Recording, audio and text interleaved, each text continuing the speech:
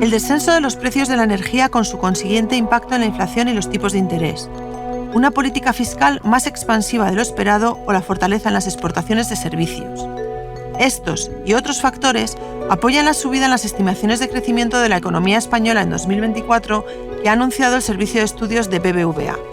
En su último informe Situación España, BBVA Research eleva sus previsiones de crecimiento del PIB para 2024 desde el 1,5% hasta el 2,1%, aunque rebaja las de 2025 del 2,5% hasta el 2,0%.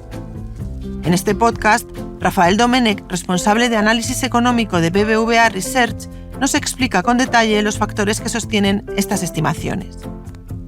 Mi nombre es Reyes Pariente. Comenzamos.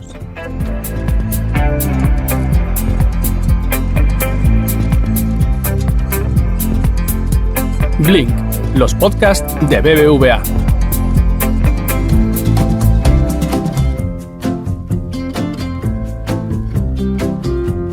Hola Rafa, ¿qué tal? Encantada de que te vuelvas a pasar por Blink. Esto ya es un hábito y un hábito maravilloso. Muchas gracias. No, muchísimas gracias a vosotros por vuestra invitación. Como siempre es muy agradable, Reyes.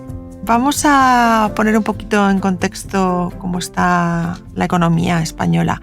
¿Nos puedes contar cómo fue finalmente la evolución en 2023 y cómo está siendo este comienzo de año? Bueno, pues el año pasado crecimos un 2,5% y ahora hemos empezado 2024 con señales de aceleración en la economía, algo mejor de lo que prevíamos hace unos meses, ¿no?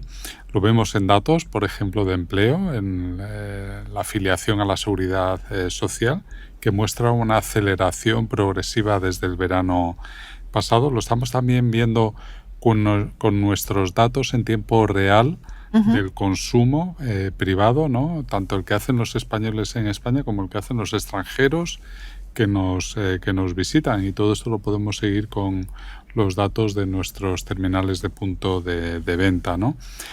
También estamos viendo una mejora en las exportaciones, particularmente de servicios, tanto de turismo, ¿no? Como consecuencia de este consumo, ¿no? De no residentes, como exportaciones de servicios no turísticos que están creciendo mucho, ¿no? Y luego pues estamos viendo también señales de que incluso la industria, ¿no? Que ha estado en recesión en toda Europa, algo menos intensa en España que en países como en Alemania, pero estamos viendo también señales incipientes de recuperación asociado al menor coste de la energía. Por lo tanto, empezamos el año con cierta aceleración y señales mejores de las que preveíamos. Y un poco, imagino que en línea con lo que acabas de comentar, ¿no? Habéis revisado al alza la estimación de crecimiento del PIB español hasta el 2,1%, 6 décimas más de lo esperado en diciembre. ¿Qué factores ayudarían a este mejor comportamiento de la economía en el conjunto del año? Bueno, pues efectivamente, como muy bien dice Reyes, hemos revisado, ¿no? En esas 6 décimas el crecimiento económico hasta el 2,1%. Y hay varios factores. El primero de ellos es la disminución del precio de la energía, ¿no? Esto son ya varias décimas de crecimiento, 2/3 partes prácticamente de ese crecimiento, de esa mejora en el crecimiento lo explica la caída en el precio de la energía. Estábamos hablando antes del mayor crecimiento del consumo, ¿no? Claro, la mejora del precio de la energía provoca también una disminución de la inflación y por lo tanto una mejora de la capacidad de compra de las familias en relación a la que tenían con una tasa de inflación mayor. Esto a su vez provoca una expectativa que ya se ha empezado a plasmar, por ejemplo, en el Euribor, de rebaja de tipos de interés, ¿no? Luego, por otro lado, la política fiscal está siendo más expansiva de lo que esperábamos. Se han prorrogado en el tiempo algunas de las medidas que se adoptaron para hacer frente a la crisis energética y a la guerra en Ucrania, y luego tenemos que los fondos europeos, que se conocen como Next Generation EU, han alcanzado ya una velocidad de crucero, que esto también está permitiendo dinamizar la economía, ¿no? Y luego, por último, algo muy importante que hemos visto ya por segundo año consecutivo es el fuerte aumento de la inmigración de la población española, de la población residente, pero que viene de otros países, ¿no? El año pasado, en 2023, fueron un poco más de 500.000, ¿no?, de personas que han empezado a vivir, a residir en España. Claro, eso supone más consumo, más gasto, más empleo, más actividad económica, y todo esto pues también nos permite mejorar nuestras previsiones de crecimiento para 2024. Hablabas del descenso del precio de la energía, de la inflación, de tipos de interés. ¿Nos puedes profundizar un poco más en todos estos puntos que al final son preocupaciones serias del día a día de los españoles? Claro, Reyes. Antes hablaba de cómo la disminución del precio de la energía influye sobre la actividad económica y cómo la mejora de la inflación también lo hace. Pero, ¿qué efectos tiene esto sobre los precios, sobre la inflación, ¿no? Y sobre las previsiones que tenemos de tipos de interés? Pues es también muy importante, ¿no? Lo estamos viendo ya, es decir, que la inflación se está situando, la inflación general incluso, por debajo de lo que es la inflación subyacente gracias a esa caída en el precio de la energía. Esto lo que nos ha permitido es no solo revisar al alza el crecimiento del PIB, sino revisar a la baja lo que es el crecimiento de los precios para 2024. Para este año esperamos que el aumento de precios esté en España en el entorno cerca del 3%. Incluso podría quedar por debajo si tenemos alguna sorpresa positiva. En la medida que esto está también ocurriendo en el resto de países de la eurozona, esto lo que significa es que aumenta la probabilidad de que el Banco Central Europeo vea niveles de inflación que son consistentes con su objetivo. ¿Esto cómo nos repercute, ¿no?, a los ciudadanos? Bueno, pues lo que significa es que los tipos de interés que el Banco Central Europeo los ha tenido que aumentar para hacer frente a esta crisis de inflación, pues esperamos que a partir de junio empiece a bajarlo. De hecho, consideramos que el Banco Central Europeo podría hacer unas 3 bajadas de tipos de interés de 25 puntos básicos cada una, lo que llevaría los tipos de interés hacia el 3,75, los tipos de interés de intervención. A medida que estas expectativas de inflación se confirman y se empieza a observar esa disminución de tipos de interés, se genera una expectativa de disminución de los mismos que provoca que el Euribor baje de una manera más intensa. Y esto se traduce en una disminución de la cuota hipotecaria, ¿no?, de los hogares, también para las empresas que puedan tener algún tipo de financiación variable, ¿no?, pero sobre todo los hogares. En concreto, nosotros pensamos que este año la disminución de la cuota hipotecaria podría ser de un 6% y el año que viene entre un 9 y un 10%. Por lo tanto, esto significa una renta disponible, una vez que excluimos estos costes financieros, mayor para financiar otro tipo de gastos de consumo. Rafa, hablabas también de una política fiscal más expansiva y de un incremento en la ejecución de los fondos Next Generation EU. ¿Nos puedes detallar un poquito más qué está pasando?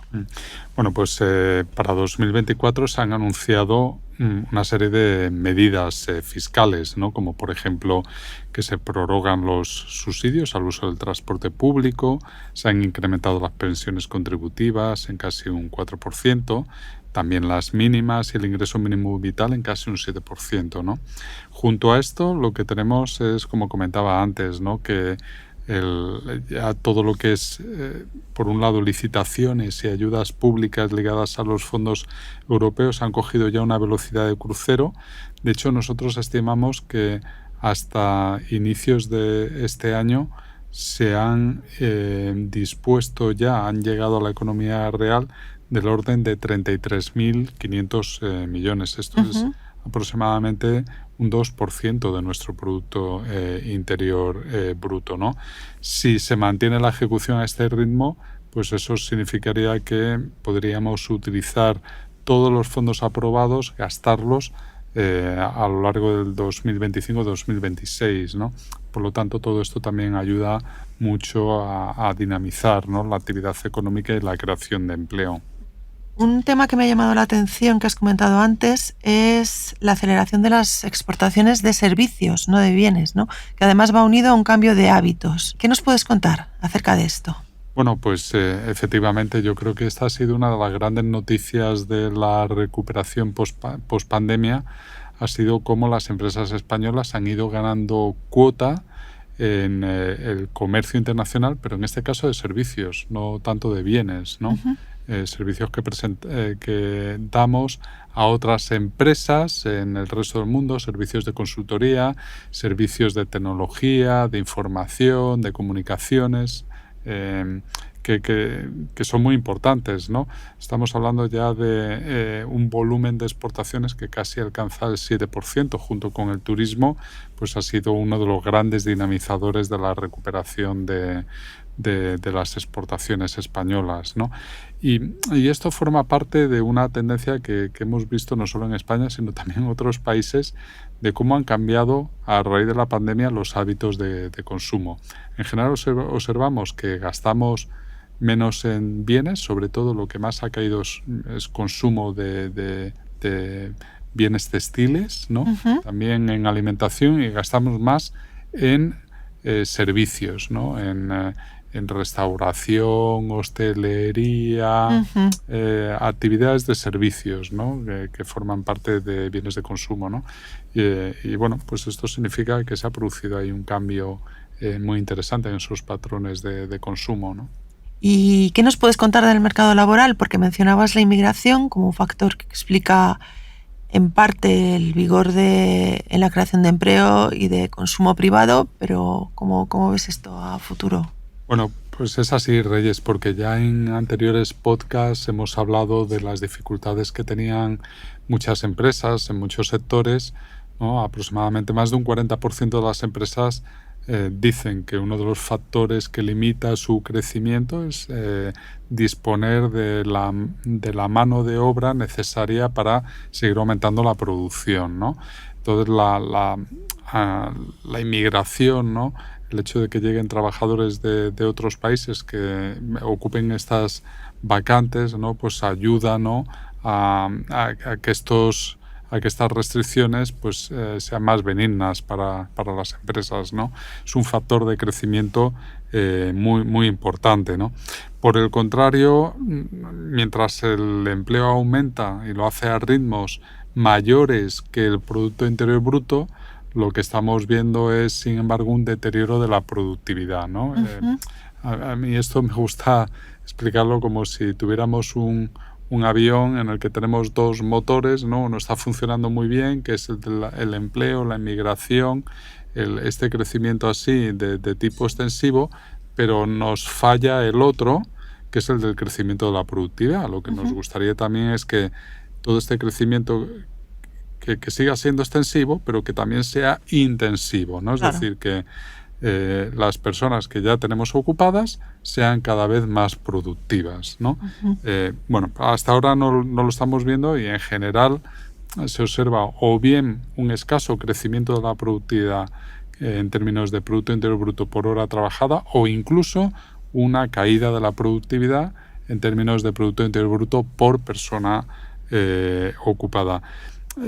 Si a esto ligamos un problema estructural de envejecimiento de la población, de jubilación de las generaciones del baby boom, junto con lo que comentábamos antes, ¿no? Que como resultado pues de los cambios en los patrones de consumo, los cambios en la actividad económica, la presencia de nuevas tecnologías, que vamos hacia una economía de servicios, etcétera, pues todo esto hace que para cubrir estas nuevas necesidades de empleo, las políticas activas del mercado de trabajo sean cada vez más importantes, ¿no?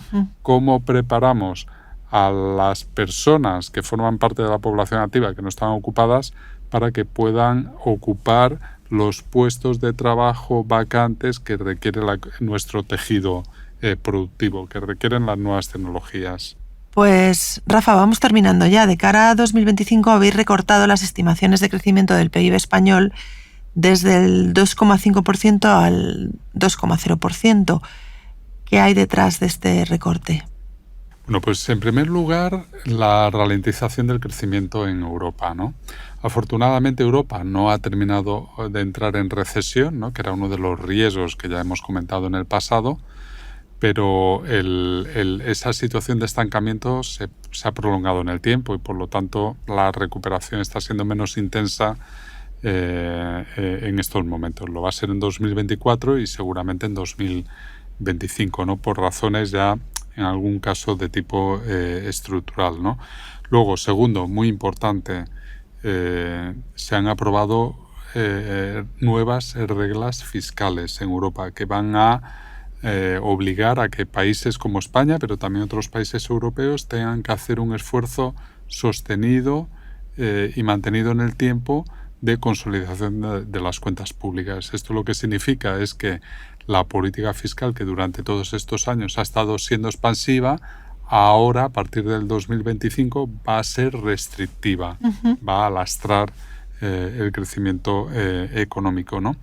Luego, pues todas estas restricciones que comentábamos que existen en el mercado de trabajo, pues van a continuar durante un tiempo, ¿no? No son problemas que se solucionen de un día para otro. Nos preocupa el estancamiento de la productividad y algo también muy importante. Una de las variables que va con más retraso en la recuperación económica es el crecimiento de la inversión, la inversión tanto privada como pública, ¿no?